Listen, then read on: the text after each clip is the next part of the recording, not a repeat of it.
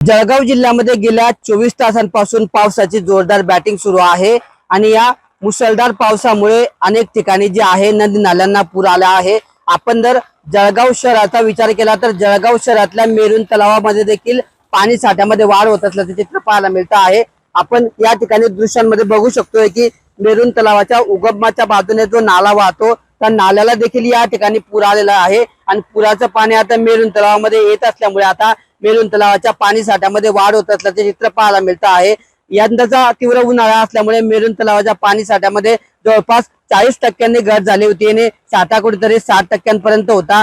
Maroon तलाव कोरडा टाक पडतो की काय अशी चिंता या ठिकाणी निसर्गप्रेमी तसेच पर्यावरण प्रेमींना होती।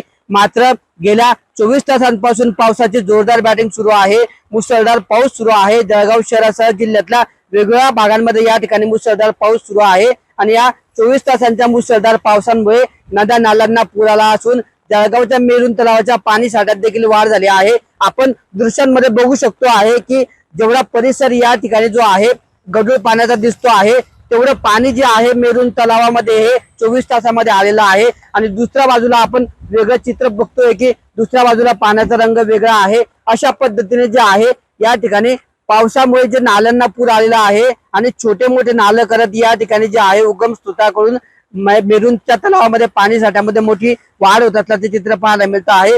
जळगाव शहराचं वैभव म्हणून मेरून तलाव या ठिकाणी समजला जातो आणि त्या मेरून तलाव यंदा कोरडा डाग पडण्याची चिन्ह होती। मात्र वरुण राजा गेल्या 24 तासांपासून जोरदार बसत आहे। 24 तासापासून जळगाव जिल्ह्यामध्ये शहरात वेगवेगळ्या भागांमध्ये या ठिकाणी पाऊस सुरू आहे। जामनेर मध्ये देखील अनेक दिवसांपासून कोरड्या डाग असलेल्या वाके नदीला जो आहे पूर आलेला आहे आणि जळगाव शहरात देखील अनेक जे आहेत उंच सकल भागांमध्ये मोठ्या प्रमाणावर पाणी साठलेलं आहे। इतरही तालुक्यांमध्ये जे प्रकल्प आहेत त्या प्रकल्पांमध्ये काही प्रमाणामध्ये पाणी साठ्यात वाढ झाल्याची माहिती आहे। त्यामुळे गेल्या 24 तासांपासून जो जोरदार पाऊस या ठिकाणी होता आहे त्या जोरदार पावसामुळे शेतकऱ्यांबरोबरच नागरिकांना देखील मोठा दिलासा मिळाल्याचे चित्र या ठिकाणी पाहायला मिळत असून या 24 तासाच्या मुसळधार पावसामुळे जळगाव शहरातील मेरून तलावाच्या पाणी साठ्यात देखील मोठी वाढ झाल्याचं चित्र या ठिकाणी पाहायला मिळत आहे। किशोर पाटील, TV9 मराठी, जळगाव।